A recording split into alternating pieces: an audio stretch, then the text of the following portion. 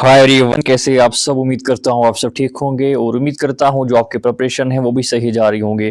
तो जैसा कि आपको पता है कि हमने जो है जेकेपीएसआई का जो जीएस का सिलेबस है उसकी हमने एमसीक्यू सीरीज स्टार्ट की है, जिसमें हम पहला जो आपका टॉपिक था हिस्ट्री था, जिसमें हम एंशिएंट हिस्ट्री आज पढ़ रहे हैं। 2 वीडियोस ऑलरेडी अपलोड किए हुए हैं जिसमें कि हमने 50 एमसीक्यूज को डिस्कस किया है। ठीक है, तो ये इसका थर्ड वीडियो है जिसपे हम 51 से लेके 75 जो क्वेश्चन हैं वो हम डिस्कस करेंगे। 25 क्वेश्चन को डिस्कस करेंगे और जो इसका आखिरी वीडियो होगा वो कल आएगा, जिसमें जो नेक्स्ट 25 एमसीक्यूज होंगे वो हम डिस्कस करेंगे। उसके बाद जो इसकी पीडीएफ होगी बिल्कुल कंपाइल होगी, वो आप जो हमारा टेलीग्राम चैनल है वहां पे शेयर कर दी जाएगी। ठीक है, तो जो आज का हमारा पहला सवाल है, the term Aryan is derived from which language. जो टर्म आर्यन है ये किस लैंग्वेज से डिराइव हुआ है? पर्शियन, संस्कृत, ग्रीक या लैटिन? बताइए। So the right answer will be option number B, Sanskrit से ये डिराइव हुआ है। आर्य का मतलब ये भी आ सकता है कि बताइए आर्य का मतलब क्या है। इसका मतलब होता है रेस्पेक्टेबल या नोबल। कहां से ओरिजिनेट हुआ है? संस्कृत से ओरिजिनेट हुआ है। कौन लोग इसको यूज करते थे? जो वैदिक पीपल थे, एक दूसरे को रेफर करने के लिए वो टर्म आर्य का यूज करते थे, जिसका मतलब है नोबल या रेस्पेक्टेबल। ठीक है, next, which Mahajanapada was the most powerful during the 6th century BC? कौन सा महाजनापदा जो थे सबसे ज्यादा पावरफुल थे 6th सेंचुरी बीसी में? गंधारा, मगाड़ा, काशी, वाजी? बताओ। So it was Magadha. आपने इसके बारे में बहुत सुना होगा। He was one of the prominent, one of the most powerful ruler of this empire। तो जैसा कि किन किन के रूलर में इसकी जो प्रोमिनेंस हुई थी? बिम्बिसारा जब थे, अजातशत्रु जब थे, उनके टाइम में इनकी जो है काफी प्रोमिनेंस हुई, काफी इंपॉर्टेंस हुई, eventually laying the foundation of Mauryan empire. ठीक है, the Rigveda is believe to have been composed during which period? जो ऋग्वेदा है वो किस पीरियड में कहा जाता है कि कंपोज हुई है? इंडस वैली सिविलाइजेशन, अर्ली वैदिक पीरियड, लेटर या पोस्ट मॉडर्न? बताइए। सो इट इज अर्ली वैदिक पीरियड जो है, जब कौन ऋग्वेदा जो थी इसको कंपोज किया गया था। ठीक है, ऋग्वेदा क्या है? सबसे ओल्डेस्ट वैदिक टेक्स्ट है जिसको कंपोज किया गया था 1500 बीसी से लेके 1000 बीसी तक, ड्यूरिंग द अर्ली वैदिक पीरियड। तो इंपॉर्टेंट क्या है कि ऋग्वेदा क्या थी? सबसे ओल्डेस्ट वैदिक टेक्स्ट थी। कब इसको कंपोज किया गया था? अर्ली वैदिक पीरियड में। ठीक है, next, which kingdom was associated with the Gandhara school of art? कौन सा किंगडम इस स्कूल ऑफ आर्ट से एसोसिएटेड है? गुप्ता, सतवाहनाज, कुशन, शाकाज? बताओ। सो इट इज कुशन जो थे, जो कुशन किंगडम था ये एसोसिएट था किसके साथ? गंधारा स्कूल ऑफ आर्ट से। एंड ये जो आर्ट था इसी किंगडम के दौरान फ्लोरिश हुआ था। ठीक है, blending Indian and Greco Roman artistic styles. Next, who was the founder of Satavahana dynasty? इसका फाउंडर कौन था? काफी इंपॉर्टेंट है, बताओ। So it was Simuka. Simuka was the founder of Satvahana dynasty, which ruled large parts of central and southern India. तो कौन इसके founder थे? सिमुका। किसके? सतवाहना डायनास्टी के। ठीक है जी। Next, which ruler is credited with erecting the famous iron pillar near Qutub Minar, renowned for its rust resistant composition? बताओ, कौन सा जो रूलर था जिसको ये क्रेडिट दिया जाता है कि उसने जो आयरन पिलर है कुतुब मीनार के सामने जो है इसको खड़ा किया? ठीक है, बताओ। चंद्रगुप्ता मौर्य, अशोका, चंद्रगुप्ता सेकंड या हर्षा? बताओ, काफी इंपॉर्टेंट है ये, बहुत बार एग्जाम में पूछा जा चुका है। So it was Chandragupta second. He was the one जिसको ये क्रेडिट किया जाता है कि it is believe that he has erected during the this pillar during the reign of Chandragupta second, जिसको विक्रम आदित्य भी कहा जाता है। आप तो गुप्ता है। ठीक है, और इस पे क्या है? संस्कृत इंस्क्रिप्शन है जिसको जो ग्लोरीफाई करते हैं किंग जिसका नाम है चंद्र। ये भी इंपॉर्टेंट है, किस किंग को ग्लोरीफाई करती है? चंद्रा को। कौन? जो इस पिलर पे संस्कृत इंस्क्रिप्शन है। ठीक है, पहले लॉर्ड विष्णु को जो है डेडिकेट था। आप कैसे advanced metallurgy and has register rust for. और इसकी एक खास बात है कि ये रस्ट रेजिस्टेंट है। जो मतलब जो रस्ट है ये उसको रजिस्टर करती है, और इसका जो कुरूजन है वो भी ये रजिस्टर करता है। ठीक है, कौन? यही आयरन पिलर जो कि कुतुब मीनार के सामने है। किसने इसको इरेक्ट किया? चंद्रगुप्ता सेकंड ने। उनको क्या, उनको और किस नाम से बुलाया जाता है? विक्रमादित्य। वहां पे जो इसकी इंस्क्रिप्शन है किसको ग्लोरीफाई करती है? चंद्रा को। वो कौन था? एक किंग था। ठीक है, so this is how you need to study. Which Persian king is credited with the first invasion of northwestern India in the 6th century BC? किस पर्शियन किंग को ये क्रेडिट दिया जाता है कि उसने पहली बार जो नॉर्थ वेस्टर्न इंडिया है उसको इन्वेड किया in the 6th century BC? बताओ, काफी इंपॉर्टेंट है ये भी। So it was Cyrus. Cyrus the great, option number C. He was the one जिसने पहली बार जो नॉर्थ वेस्टर्न फ्रंटियर है इंडिया का उसको इन्वेड किया around 550 BC। This marked the first known Persian incursion into the Indian subcontinent. ठीक है, फिर जो डायरस वगैरह थे जो इनके सक्सेसर्स थे, इसने इनको और जो है कंसोलिडेट किया इस किंगडम को। Next, Which text is considered the earliest example of Sanskrit grammar? Sanskrit grammar की जो सबसे पुरानी जो एक बुक थी, एक टेक्स्ट थी, उसको क्या कहा जाता है? महाभारत, मनुस्मृति, अष्टाध्यायी या अर्थशास्त्र? बताओ। सो इट इज अष्टाध्यायी, जिसको किसने लिखा था? पनिनी ने लिखा था। It is the earliest known text on Sanskrit grammar, और कब कंपोज हुई थी? 5th century BC। तो ये भी इंपॉर्टेंट है, कौन सी text early example of Sanskrit grammar है? It was Ashtadhyayi. किसने लिखी थी? पनिनी ने लिखी थी। ठीक है, next, which Pallava ruler constructed the rock cut temples at Mahabalipuram? किस पल्लवा रूलर ने महाबलीपुरम में रॉक कट टेम्पल्स कंस्ट्रक्ट किए थे? बताओ, काफी इंपॉर्टेंट है ये भी।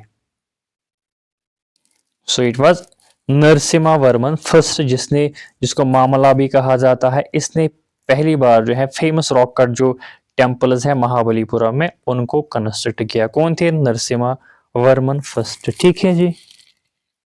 Next, the battle of Hydaspes was fought between Alexandra and which Indian kingdom? जो बैटल ऑफ हाइडस्पस है ये भी काफी इंपॉर्टेंट है। किस किस के दरमियान ये लड़ी गई थी? अलेक्जेंड्रा और किसके दरमियान? किस इंडियन किंग के दरमियान? बताओ, ये भी काफी इंपॉर्टेंट है। So it was Porus. ठीक है, पोरस और जो अलेक्जेंड्रा थे इनके दरमियान कौन सी बैटल हुई थी? हाइडस्पस बैटल हुई थी। कब हुई थी? 326 BC। हालांकि डेट इतना इंपॉर्टेंट नहीं है, but yes it you should know ये जो बैटल है किन किंग के दरमियान हुई थी?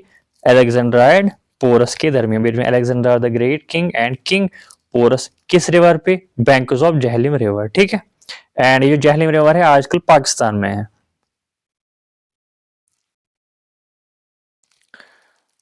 Which Vedic text contain detailed information on rituals and sacrifices? जो वैदिक टेक्स्ट आपको पता है कि ऋग्वेद है, सामवेद है, यजुर्वेद है और अथर्ववेद है, उसमें से किस टेक्स्ट में रिचुअल्स के बारे में लिखा गया है, सैक्रिफाइसेस के बारे में लिखा गया है? बताओ। So it is Yajurveda. Yajurveda में क्या लिखा है? रिचुअल्स के बारे में इसमें मेंशन है, सैक्रिफाइसेस के बारे में इसमें मेंशन है। It was primarily concern with the procedures for sacrifices and ritual. And you should know about Atharvaveda किसके बारे में है, यजुर्वेद किसके बारे में है, सामवेद और ऋग्वेद। चारों आपको पता होनी चाहिए किस किस के बारे में है। ठीक है, वो भी हम आगे पढ़ेंगे एमसीक्यूज के जरिए। So Yajurveda is concern with rituals and sacrifices. ठीक है, next, Who were the first ruler to issue gold coins in ancient India? बताओ, कौन से रूलर्स थे जिन्होंने पहली बार गोल्ड कॉइन इशू करी थी इंडिया में? मौर्याज, इंडो पार्थियंस, गुप्ताज या इंडो ग्रीक्स? बताओ। सो देवर इंडो ग्रीक। सो इंडो कभी कभार किसी सोर्स में आपको पता होगा कि क्वेश्चन भी लिखा है, बट देवर लेटर उन्होंने इन कॉइन्स को इशू किया। बट द फर्स्ट रूलर्स जिन्होंने गोल्ड कॉइन्स को इशू किया था एंशिएंट इंडिया में, they were Indo Greek. They were the first to issue gold coins in ancient India during the 2nd century BC. These coins are characterized by fine craftsmanship and inscription in Greek, and you can see Their design is often depicted the rulers portrait and symbols of their culture and religion. उसके बाद जो Indo Parthians थे और जो cushions थे उन्होंने भी gold coins को मिंट करना स्टार्ट कर दिया but later on. But Indo Greeks जो थे वो पहले थे जिन्होंने यूज ऑफ गोल्ड कॉइन किया था इंडिया में. ठीक है, so the right answer will be Indo Greeks. Next, the term Sangam refers to what. Sangam का मतलब क्या है?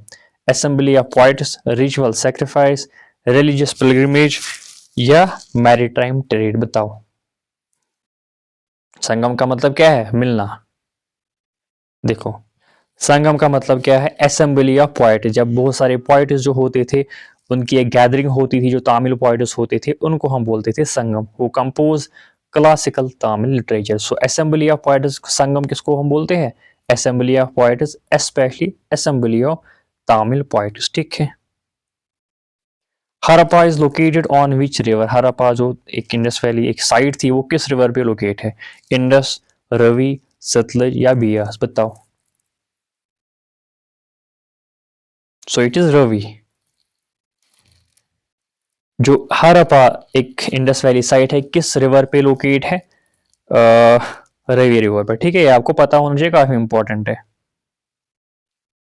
Which Mauryan ruler is credited with spreading Buddhism outside India. ये भी आपको पता होना चाहिए. कौन से ऐसे मौर्यन रूलर थे जिनको ये क्रेडिट दिया जाता है कि इसने जो है बुद्धिज्म को स्प्रेड किया आउटसाइड इंडिया? चंद्रगुप्ता मौर्य, बिंदुसारा, अशोका या बृहद्रथ. बताइए. So it was Ashoka. So Ashoka काफी इंपॉर्टेंट रूलर थे मौर्यन एम्पायर के. ठीक है, and he was the one who spread Buddhism outside India. इसने जो है बुद्धिस्ट मिशनरीज को भेजा Sri Lanka, central Asia, south east Asia and Buddhism को स्प्रेड किया. Then which site provides evidence of complete Neolithic settlement in India. ये भी काफी इंपॉर्टेंट है. कौन सी साइट ऐसी है जो हमें ये एविडेंस देती है कि जो नियोलिथिक सेटलमेंट थे वो भी इंडिया में थे? बताओ. बताइए, भी काफी इंपॉर्टेंट है और आपने बहुत बार इस सवाल को देखा होगा. इट वाज बुरज़ाहोम, जो कहाँ पे लोकेट है? कश्मीर में लोकेट है. ये क्या एविडेंस देता है? पिट डिवेलिंग एंड नियोलिथिक टूल्स के बारे में. तो कौन सी ऐसी साइट है जो हमें कंप्लीट जो है नियोलिथिक सेटलमेंट के बारे में बताती है, इसके बारे में एविडेंस देती है? It is Burzahom which is located in Kashmir. ठीक है जी. Next, the Mesolithic period is characterised by which type of tools. जो मीजोलिथिक पीरियड था इसमें किस टाइप के टूल्स पाए जाते थे? Microliths, polished stone tools, iron tools या ब्रोंज टूल्स. बताओ. So it were microliths. अभी माइक्रोलिथिस क्या होते थे? ये जो बिल्कुल ये सॉफ्ट स्टोन जो होते थे उनसे बने हुए होते थे. माइक्रोलिथिस और स्मॉल चिप्ड जो है पत्थरों से बनाए हुए होते टूल्स होते थे जो कि मेसोलिथिक पीरियड में फाउंड होते थे. ठीक है, व्हाट माइक्रोलिथिस किस पीरियड में? मेसोलिथिक पीरियड में. ठीक है जी. भीमबेटका जो केव्स है ये किस लिए पॉपुलर है? ये आई थिंक बहुत बार ये सवाल पूछा जा चुका है, मतलब बहुत सारे एग्जाम्स में. Neolithic pottery, Palaeolithic cave paintings, bronze weapons या इंडस्ट्रियल्स. भीमबेटका जो केव्स थे किसके लिए पॉपुलर है? They were popular for paintings, cave paintings होती. सो भीमबेटका जो थे जो केव्स थे they were famous for Palaeolithic cave paintings. और भीमबेटका आपको पता होना चाहिए एक यूनेस्को साइट भी है जो कि आपको प्री हिस्ट्री के बारे में बता दी है. जो प्री हिस्ट्री में जो रॉक कट और केव पेंटिंग्स होती थी उनके बारे में शोकेस करती है. कौन? भीमबेटका केव्स. किसके लिए पॉपुलर है? पैलोलिथिक केव पेंटिंग्स के लिए. Next, which metal was not known to the Indus valley people. Indus valley people जो लोग थे उनको किस मेटल के बारे में नहीं पता था? ये भी आपको पता होना चाहिए, काफी इंपॉर्टेंट है. So it was iron. आपको पता होगा क्योंकि जो इंडस वैली सिविलाइजेशन थी वो ब्रॉन्ज एज सिविलाइजेशन थी, तो तब जो आयरन था it was not known to them. उनको आयरन के बारे में पता नहीं था. आयरन फिर लेटर जो वैदिक पीरियड था तब इसके बारे में पता चला. बट इंडस वैली जो लोग थे जिनको जो ब्रॉन्ज एज सिविलाइजेशन है तब इनको आयरन के बारे में पता नहीं था. The secret of Indus valley civilisation is alphabetical, pictographic, ideographic, linear. ये भी काफी इंपॉर्टेंट है. जो स्क्रिप्ट है इंडस वैली सिविलाइजेशन का वो किस फॉर्म में है? बताओ. So it is basically pictographic. Pictographic जो है स्क्रिप्ट है किसका? इंडस वैली सिविलाइजेशन का. क्योंकि इसमें क्या हुआ है? सिंबल्स. मतलब जो सिंबल से चीजों को जो है रिप्रेजेंट किया गया है, उसी को हम बोलते हैं क्या, पिक्टोग्राफिक। और ये अभी तक अनडिस्प्यूटेड है। अनडिस्प्यूटेड का मतलब होता है कि अभी तक जो है इसके बारे में कुछ समझ नहीं आ चुका है, ठीक है। नॉट ट्रांसलेट, इसको ट्रांसलेट नहीं किया गया है, ठीक है। तो ये भी इंपॉर्टेंट है, जो इंडस वैली सिविलाइजेशन का स्क्रिप्ट है, एक तो वो पिक्टोग्राफिक है और अनडिस्प्यूटेड है, ठीक है। The most prominent deity in the Rigveda was, Rigveda में बहुत सारे डीटीज थे, तो सबसे प्रोमिनेंट कौन थी, सबसे इंपॉर्टेंट कौन थी, बताओ। इंद्र, विष्णु, शिवा या ब्रह्मा, बताओ। सो इट वाज इंद्र, ठीक है। Indra was the one who was very prominent deity in the Rigveda. ये भी आ सकता है कि वो ही was the god of rain and thunder, thunder, ठीक है। ये भी आ सकता है कि इंद्रा मतलब इसको क्या गॉड माना जाता था, ही was the god of rain and thunder, और जो काफी प्रोमिनेंट जो है डीटी हुआ करते थे ऋग्वेदा में, ठीक है। Which Veda is known as book of chants, बताओ। अभी हम इसकी बात कर रहे थे, किस वेदा को बुक ऑफ चैंट्स भी कहा जाता है। So it is Samaveda. Samaveda में ही क्या है, बुक ऑफ चैंट्स है, जिसमें की जो मेलोडीज है, चैंट्स फॉर रिचुअल्स है, सॉन्ग्स होते हैं, ठीक है। It is considered as the जो इंडियन क्लासिकल म्यूजिक है, that is also rooted in this very Rigveda, ठीक है। इंडियन क्लासिकल जो म्यूजिक है, सॉन्ग इस म्यूजिक से रिलेटेड क्या है, Samaveda. And it is considered as जो इंडियन क्लासिकल म्यूजिक था, that was rooted in this Rigveda. Sabha and samiti in the Vedic period wire, वैदिक पीरियड में एक चीज होती थी जिसको हम बोलते हैं सभा एंड समिति। आपको बोलना है कि ये बेसिकली होती क्या थी। Ritualistic practices, religious assemblies, political assemblies या वार स्ट्रेटजी, बताइए। So they are basically political assemblies. Sabha and samiti Vedic period में हुआ करते थे, जो कि दो दो मेन पॉलिटिकल इंस्टीट्यूशन थे वैदिक पीरियड में। सभा में क्या होते थे, सभा में जो इलीट पीपल होते थे या जो एल्डर पीपल होते थे, मतलब it was a short gathering, ठीक है। शॉर्ट गैदरिंग हुआ करती थी, जहां पे जो पॉलिटिकल इश्यूज होते थे उनको डिस्कस किया जाता था और उनको किंग तक पहुंचाया जाता था। समिति जो था, it was a general assembly हम कह सकते हैं, जिसमें कि आम लोग भी जो है गैदर होते थे, और जो भी किसी के मसले मसाइल होते थे, पॉलिटिकल इश्यूज होते थे, और वो किंग तक पहुंचाए जाते थे। तो these were the two main political institution during Vedic period. Next, how many Mahajanapadas are mentioned in early Buddhist texts, कितने महाजनपदास का जिक्र है अर्ली बुद्धिस्ट टेक्स्ट्स में, बताओ। ये भी आपको पता होना चाहिए, 16। कितने महाजनापदास हैं, 16 महाजनापदास है।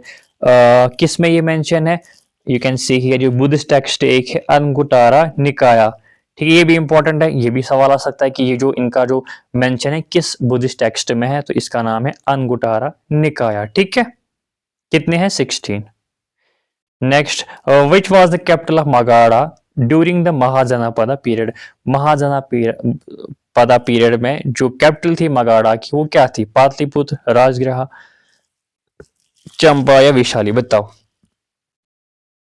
It was option number B. जो पहली कैपिटल थी, क्या बोलते हैं इसको, मगाड़ा एम्पायर की, डेट वाज राजगृह, ठीक है। Option number B was early capital of Magadha. Before, उसके बाद फिर पाटलिपुत्र हो गया ड्यूरिंग मौर्यन एम्पायर, और जो पाटलिपुत्र है इसको आज पटना बुलाया जाता है, ठीक है, विच इज इन बिहार। अगर आपको ये सवाल आता है कि बताइए पटना का पहला नाम क्या था, इट वाज पाटलिपुत्र, और ये कब इसकी कैपिटल थी, ड्यूरिंग मौर्यन एम्पायर। पहले कौन कैपिटल थी, राजगृह, ठीक है। So this is how you need to know about these things. So this was the last question of this very video. I hope आपको वीडियो पसंद आ चुका होगा, and if you like the video don't forget to subscribe the channel, और अपने दोस्तों के साथ भी इसको शेयर करना ना भूले। अब इसका लास्ट वीडियो कल आएगा, जिसमें हम नेक्स्ट जो 25 एमसीक्यूज होंगे उनको भी हम डिस्कस करेंगे। फिर हम जो इसकी कंपाइल्ड पीडीएफ होगी वो टेलीग्राम चैनल में शेयर कर दी जाएगी, ताकि आप उसको खुद से रिवाइज करें, ठीक है। और इसके बाद इंग्लिश का भी वीडियो जो कंटिन्यू आएंगे, प्रोनाउन के बारे में नेक्स्ट वीडियो होगा, सो वो भी आपको टेलीग्राम चैनल पे इन्फॉर्म किया जाएगा, ठीक है। So I hope you like the video, so thank you so much.